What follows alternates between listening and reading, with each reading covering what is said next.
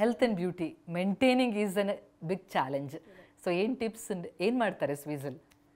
ನಾನು ಅಂದರೆ ಫಿಟ್ನೆಸ್ ನೋಡ್ತೀನಿ, fitness important. Even health wise diet ಎಲ್ಲ ಮಾಡ್ತಾ ಇರ್ತೀನಿ. And you need to be very fit when you going to an international platform ಆಗಿರಲಿ, ನ್ಯಾಷನಲ್ ಆಗಿರಲಿ, ಸ್ಟೇಟ್ ಆಗಿರಲಿ. ಫಿಟ್ನೆಸ್ ಈಸ್ ಎವ್ರಿಥಿಂಗ್ ಈ ಫೀಲ್ಡಲ್ಲಿ. ಏನು ಸ್ಪೋರ್ಟ್ಸಲ್ಲಿ ಇದ್ರಾ ನೀವು? ಫಿಟ್ನೆಸ್ಗಾಗಿ ಏನೇನು ಮಾಡ್ತೀರಾ ನೀವು? ನೀವು ಯಾವ ರೀತಿಯಲ್ಲಿ ಅದಕ್ಕೆ ರೆಡಿ ಆಗಿದ್ದೀರಾ ಅಂತ? ನಾನು ಚಿಕ್ಕಿರುವಾಗ ಬ್ಯಾಡ್ಮಿಂಟನ್ ಮತ್ತು ಬಾಸ್ಕೆಟ್ಬಾಲ್ ಆಡ್ತಾ ಇದ್ದೆ.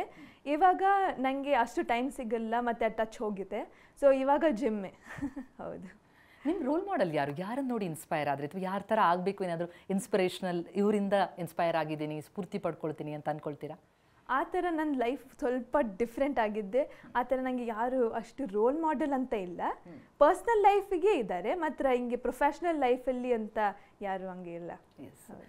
ಈಗ ಭಾರತದಲ್ಲಿ ಸಾಕಷ್ಟು ಮಂದಿ ಈ ಬ್ಯೂಟಿ ಪ್ಯಾಜೆಂಟ್ಸ್ಗಳು ಅಂತಂದರೆ ಮೂಗ್ಮೂರಿಯವರು ಇದ್ದಾರೆ. ಅದರಿಂದ ಏನಾಗುತ್ತೆ ಅಂತ ಅನ್ನೋದು, ಅಂಥವ್ರಿಗೆ ಏನು ಹೇಳ್ತೀರಿ? ಇದರಿಂದ ಏನನ್ನು ಸಾಧಿಸೋದಕ್ಕಾಗತ್ತೆ ಅಂತ ತಮ್ಮ ಪ್ರಕಾರ? ಮೋಸ್ಟ್ ಆಫ್ ದ ಪೀಪಲ್ ಮೈಂಡಲ್ಲಿ ಏನಿರುತ್ತೆ ಅಂದರೆ ಬ್ಯೂಟಿ ಪ್ಯಾಜೆಂಟ್ಸ್ ಅಂದರೆ ಫೇಮ್, ನೇಮ್ ಮಾತ್ರ ಅಂತ. ಬಟ್ ಆ ಫೇಮ್ ಮತ್ತು ನೇಮ್ ಮಾತ್ರ ಮಾಡೋಕ್ಕಲ್ಲಿ ಹೋಗಲ್ಲ. ಇವಾಗ even my purpose is just not fame ಮತ್ತು ನೇಮ್. ಒಂದು ನೀವು ಸೊಸೈಟಿಗೆ, ಒಂದು ಕಮ್ಯುನಿಟಿಗೆ ಬ್ಯಾಕ್ ಕೊಡಬೇಕಂದ್ರೆ ಏನಾದರೂ ಆ ಪರ್ಪಸ್ ಇರುವಾಗ ನಿಮಗೆ ವೈಡರ್ ಆಡಿಯನ್ಸ್ ಸಿಗುತ್ತಾರೆ. ಅಲ್ಲಿ ಇವಾಗ ಇಂಟರ್ನ್ಯಾಷನಲ್ ಹೋದರೆ, ನನ್ನೊಂದು ಕಾಸ್ ಹೇಳಿದರೆ ಅಲ್ಲಿ ಎಷ್ಟೋ ಜನ ಇರ್ತಾರೆ ಯಾರಿಗೆ ಇಂಟ್ರೆಸ್ಟ್ ಇರುತ್ತೆ, ಮಾತ್ರ ಗೊತ್ತಿಲ್ಲ ಹೆಂಗೆ ಮಾಡೋಕ್ಕೆ, ಇಲ್ಲಾಂದರೆ ಹೆಂಗೆ ಗೈಡ್ ಮಾಡೋಕ್ಕೆ ಅಂತ. So I can be a guiding light. So most of the ಗರ್ಲ್ಸ್ಗೆ ಇರೋದೇ ಪರ್ಪಸ್ ಇದು, ಫಾರ್ ಅ ವೈಡರ್ ಆಡಿಯನ್ಸ್ ಅಂತ. ಪ್ಯಾಜೆಂಟ್ ಗೆದ್ಮೇಲೂ ಆ ಪರ್ಪಸನ್ನು ಇಟ್ಕೊಂಡು ಮುಂದುವರಿಸುವಂಥದ್ದು ಅದು ಕೂಡ ಚಾಲೆಂಜ್. ಸೊ ಈಗಲೇ ಪ್ಲಾನಿಂಗ್ ಎಲ್ಲ ರೆಡಿ ಇದೆಯಾ? ಹೌದು, ಎಲ್ಲ ರೆಡಿ ಇದೆ. ಎಷ್ಟು ಎಕ್ಸೈಟ್ ಆಗಿದ್ದೀರಿ ನೀವು? ತುಂಬ ಎಕ್ಸೈಟ್ಮೆಂಟ್ ಆಗಿದೆ. ಇವಾಗ 2 ವೀಕ್ಸಲ್ಲಿ ನಾನು ಕಂಬೋಡಿಯಾ ಹೋಗ್ತಾ ಇದ್ದೀನಿ. So the excitement is at the peak. Pageant ಬಗ್ಗೆ ಹೇಳಿ, ಏನೇನು ಇರುತ್ತೆ ಅಲ್ಲಿ? ಇವಾಗ ಥೈಲ್ಯಾಂಡಲ್ಲಿ ಪಾರ್ಟಿಸಿಪೇಟ್ ಮಾಡ್ತಾ ಇದ್ದಾರೆ, ಕಾಂಬೋಡಿಯಾದಲ್ಲಿ ಪಾರ್ಟಿಸಿಪೇಟ್ ಮಾಡ್ತಾ ಇದ್ದೀರಾ, ಹೇಗಿರುತ್ತೆ ಅಂತ? ಸೊ 2 ವೀಕ್ಸ್ದು ಕಾಂಪಿಟೇಷನ್ ಇರುತ್ತೆ. ಫಸ್ಟ್ ಎಲ್ಲ ಅರೈವಲ್ ಎಲ್ಲ ಇರುತ್ತೆ, ಸಿಸ್ಟರ್ಹುಡ್ ಡಿನ್ನರ್ ನೈಟ್ ಅಂತ ಇರುತ್ತೆ, ಎಲ್ಲಿ ನೀವು ಕಮ್ಯುನಿಕೇಟ್ ಮಾಡ್ತೀರಾ ಎಲ್ಲ ಡಿಫ್ರೆಂಟ್ ಕಂಟ್ರೀಸ್ ಹುಡುಗಿಯವ್ರ ಜೊತೆ. ಅದಾದಮೇಲೆ ನಮಗೆ ವೇರಿಯಸ್ ಕಾಂಪಿಟೇಷನ್ಸ್ ಇರುತ್ತೆ. ಸೊ ಲೈಕ್ ಪ್ರಿಲಿಮ್ ರೌಂಡ್ ಇರುತ್ತೆ, ಲಾಸ್ಟ್ ಡೇ ಫಿನಾಲೆ ರೌಂಡ್ ಇರುತ್ತೆ, ಅದ್ರ ಮೊದಲು ನ್ಯಾಷನಲ್ ಕಾಸ್ಟ್ಯೂಮ್ ರೌಂಡ್ ಇರುತ್ತೆ, where you basically showcase your culture, ನಿಮ್ಮ ಕಂಟ್ರಿನ ಕಲ್ಚರ್. ಆಮೇಲೆ ಟ್ಯಾಲೆಂಟ್ ರೌಂಡ್ ಅಂತ ಇರುತ್ತೆ. And one day we have something called as charity day, ಎಲ್ಲಿ ನಾವು ಹಾಸ್ಪಿಟಲ್ಗೆ ಹೋಗೋದು, ಇಲ್ಲಾಂದರೆ ಆರ್ಫನೇಜ್ಗೆ ಹೋಗ್ತೀವಿ, just to give out charity ಅಂತ. ಸ್ವೀಝಲ್ಗೆ ಇನ್ನೂ ಬಹಳಷ್ಟು ಅಂದರೆ ಆರ್ಟ್ ಫಾರ್ಮ್ಸಲ್ಲಿ ಕೂಡ ತಾವಿದ್ದೀರಿ ಅಂತ ಕೇಳ್ಪಟ್ಟೆ. ಡಾನ್ಸ್, ಪೋಯೆಟ್ರಿ, ಏನೇನು ಇಂಟ್ರೆಸ್ಟ್ ನಿಮಗೆ, ಏನೇನು ಅದು ಸಾಧಿಸೋದಕ್ಕಾಗಿದೆ ಇಲ್ಲಿವರೆಗೆ ಅಂತ?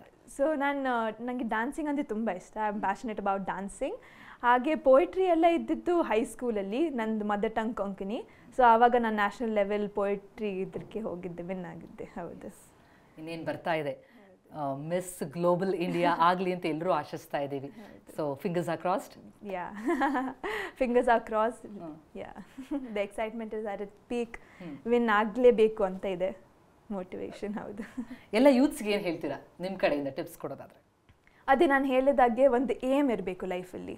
ಏಮ್ ಇದ್ದರೆ ಹಾರ್ಡ್ ವರ್ಕ್ ಮಾಡಲೇಬೇಕು, ಡಿಸಿಪ್ಲಿನ್ ಇರಬೇಕು, ಮತ್ತು ಆ ಸ್ಟೆಪ್ ತೊಗೋಬೇಕು, ಕರೇಜ್ ಇರಬೇಕು. ಆ ಸ್ಟೆಪ್ ತೊಗೊಂಡೆ ಫೇಲಿಯರ್ಸ್ ಇದ್ದೇ ಇರುತ್ತೆ ಲೈಫಲ್ಲಿ. ಫೇಲ್ ಆದರೆ ಏನಾಗಲ್ಲ, ಇನ್ನೊಂದು ಸತಿ ಟ್ರೈ ಮಾಡ್ತಾ ಇರಬೇಕು ಅಷ್ಟೇ.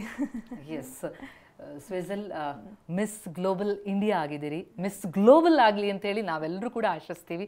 Wish you all the very best. Thank you so much. Thank you. Yes ವೀಕ್ಷಕರೇ, ಸ್ವೀಝಲ್ ಮಿಸ್ ಗ್ಲೋಬಲ್ ಇಂಡಿಯಾ 2024 ಆಗಿದ್ದಾರೆ. ಮಿಸ್ ಗ್ಲೋಬಲ್ ಆಗಿ ಬರಲಿ ಅಂತನ್ನುವಂಥದ್ದು ಪ್ರತಿಯೊಬ್ಬ ಭಾರತೀಯನ ಹಾರೈಕೆ ಕೂಡ. ಇದಾಗಿತ್ತು ಈ ಹೊತ್ತಿನ ವಿಶೇಷ. ನಿರಂತರ ಸುದ್ದಿಗಾಗಿ ನೋಡ್ತಾ ಇರಿ TV9.